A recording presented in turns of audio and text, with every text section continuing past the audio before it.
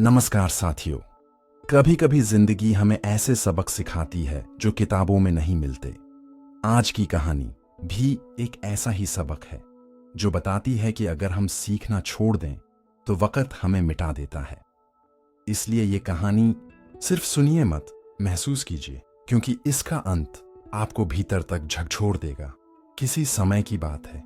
एक शांत पहाड़ी प्रदेश में एक महान गुरु रहते थे जो मूर्ति कला में पारंगत थे।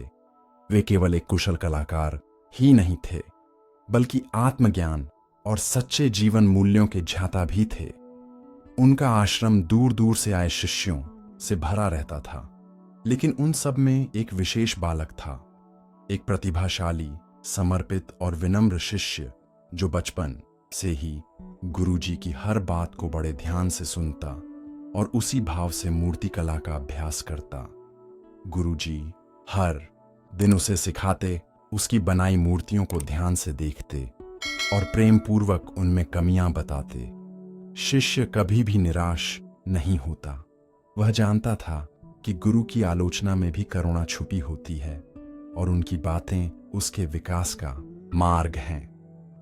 हर दिन वह अधिक मेहनत करता, पिछली गलती नहीं दोहराता और उसकी मूर्तियों में आश्चर्यजनक निखार आता गया।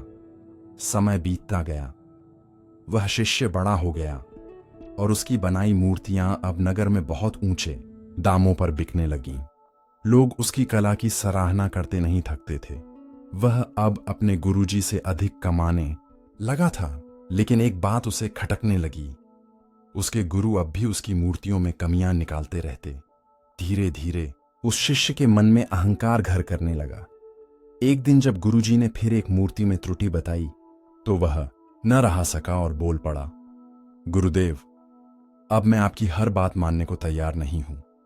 मेरी बनाई मूर्तियां आपसे ज्यादा बिकती हैं, लोग मेरी तारीफ करते हैं और मेरे काम में अब कोई गलती नहीं। अब मुझे आपके सुझावों की आवश्यकता नहीं है। गुरुजी शांत रहे, उन्होंने कुछ नहीं कहा। उस दिन के बाद उन्होंने फिर कभी उसकी मूर्तियों में कोई कमी नहीं निकाली। शिष्य खुश था, स्वतंत्र था और आत्मसंतुष्ट भी। लेकिन कुछ महीनों बाद उसे लगने लगा कि लोग उसकी मूर्तियों को पहले जैसा सराह नहीं रहे। उनकी बिक्री कम होने लगी और उन्हें मिलने वाला दाम भी गिरने लगा। उसने अपनी मूर्तियों को फिर से देखा। उसे सब कुछ परफेक्ट लग रहा था, लेकिन फिर भी कुछ तो था जो अब पहले जैसा नहीं रहा। हताश होकर वह एक दिन गुरुजी के पास गया।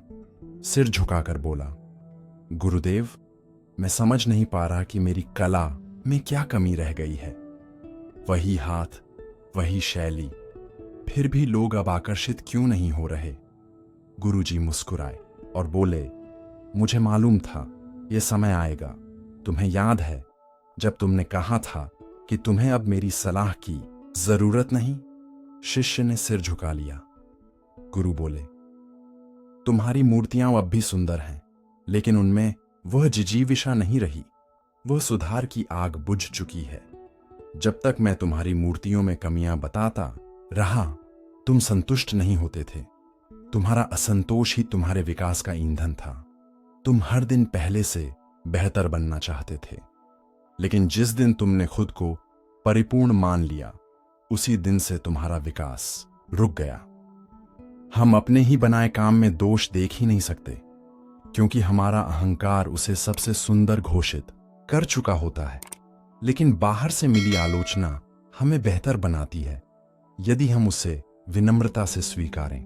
मेरा काम केवल तुम्हें बेहतर बनाना था, ना कि तुम्हारे सामने झुककर प्रशंसा करना। शिष्य की आंखें नम हो गईं।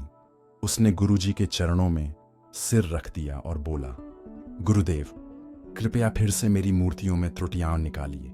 मुझे फिर से शिष्य बना लीजिए, क्योंकि मैं फिर से सीखना चाहता हूं। गुरुजी ने प्रेम पूर्वक उसका सिर सहलाया और कहा, यही विनम्रता तुम्हें फिर से महान बनाएगी। याद रखो, जो कभी संतुष्ट नहीं होता वह हर दिन खुद को नया गढ़ता है। सच्चा कलाकार, सच्चा साधक कभी पूर्ण नहीं होता। वह सदा अधूरा रहकर भी पूर्णता की ओर चलता रहता है।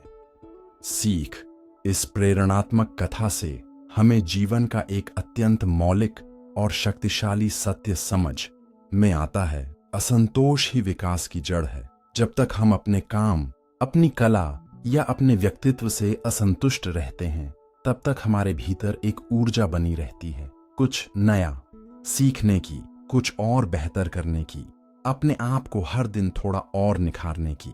लेकिन जैसे ही हम ये मान लेते हैं कि अब हम परिपूर्ण हैं, अब हमें और कुछ सीखने की जरूरत नहीं, उस क्षण से हमारा विकास रुक जाता है। गुरु या मार्गदर्शक हमारे जीवन में वही आईना होते हैं जो हमें हमारे दोष दिखाते हैं, लेकिन वो दोष हमारी कमजोरी नहीं बल्कि हमारी अगली छलांग का पहला पायदान होते हैं। जो व्यक्ति विनम्र होकर सीखता है वह हमेशा बड़ा होता है, और जो मैं सब जानता हूं कि अहंकार में डूब जाता है वह अंततः समय के साथ फीका पड़ जाता है। ये कहानी हमें यह भी सिखाती है कि आलोचना से बचो मत, उसे स्वीकारो, क्योंकि सच्ची आलोचना आपके जीवन का सबसे ईमानदार शिक्षक होती है।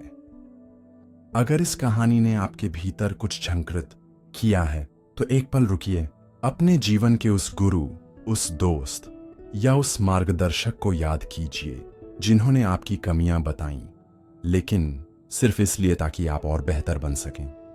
कमेंट करके बताइए, क्या आपने कभी अपनी सफलता के शिखर पर आलोचना को नजरअंदाज किया और बाद में उसका मूल्य समझा? अगर ये कहानी आपको पसंद आई हो तो इसे शेयर जरूर करें ताकि और लोग भी इस गहरी सीख से जुड़ सकें और ऐसे ही और प्रेरणात्मक जीवन बदल देने वाले वीडियो के लिए चैनल को सब्सक्राइब करना ना भूलें, क्योंकि अगली कहानी शायद आपकी जिंदगी की दिशा बदल दे।